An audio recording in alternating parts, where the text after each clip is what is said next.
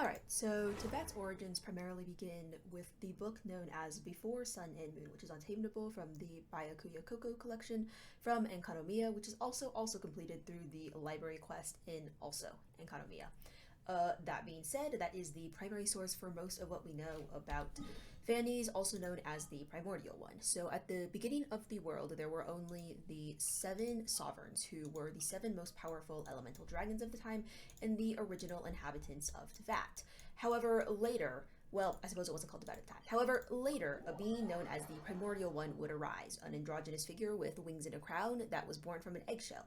It's also associated, they're also supposed associated with the name Phanes, though the scribe of Istaroth mentions that they may not be Phanes. That being said, we have no other known identity for Phanes besides that of potentially the Primordial One, so the two are typically associated with one another.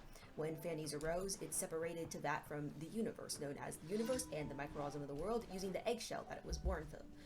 Precisely what this means isn't really known. It could mean a variety of things, though in a lot of cases it is theorized to refer to the firmament and the potential false sky. That could also be related to the fates and potentially Celestia.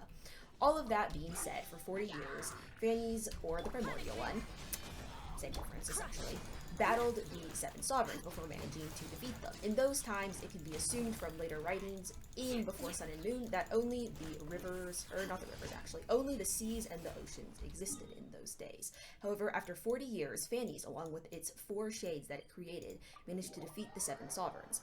400 years later, they created the rivers and the mountains, as well as the trees, the plants, the bird life, etc., humans, essentially everything in Teyvat we know and love today. The seas and the oceans accepted those who would rebel against Phanes is the Primordial One's rule, and that's the Dark Sea, which we'll talk about in a later video.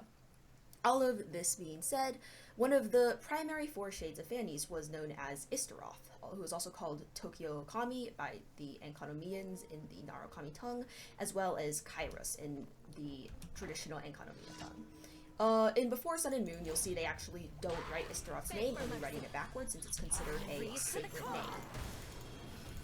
Okay, anyways, all of that being said, eventually what would occur is we see the arrival of the Second Who Came, also known as the Second Throne of the Heavens. Both terms refer to the same being. After a period of rule by Phanes, the Second Who Came attacked Phanes and engaged in a war. It was during this time that Enkanomiya fell into the depths of the ocean, and is where it is currently located today. However, as a result, since Before Sun and Moon was written by a scribe of Istaroth in Enkanomiya, it's unknown what actually happened involving the Second Who Came. The scribe of Istaroth assumes that the Primordial One defeated the Second Who Came. However, it's unclear if this is actually the case.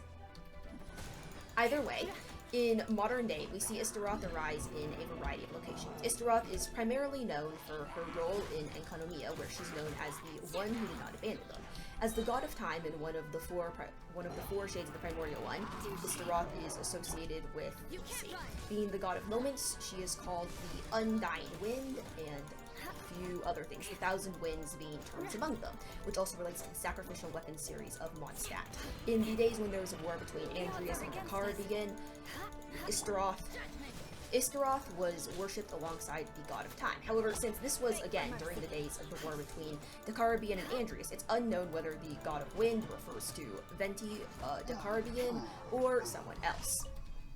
That being said, in modern day, the worship of Istaroth has been forgotten.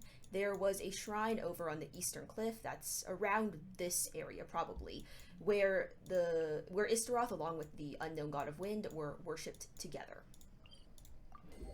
That all being said, Istaroth is today only really known by the Enkanomiyans, and also by as seen in her latest story quest.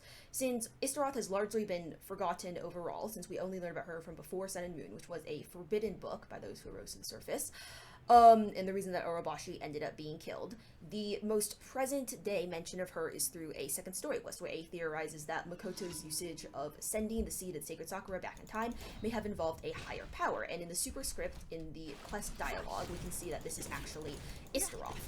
So, essentially, that covers everything from the arrival of the Primordial One to the time when Enkanomiya fell below the ocean and Before Sun and Moon was no longer able to be updated correctly.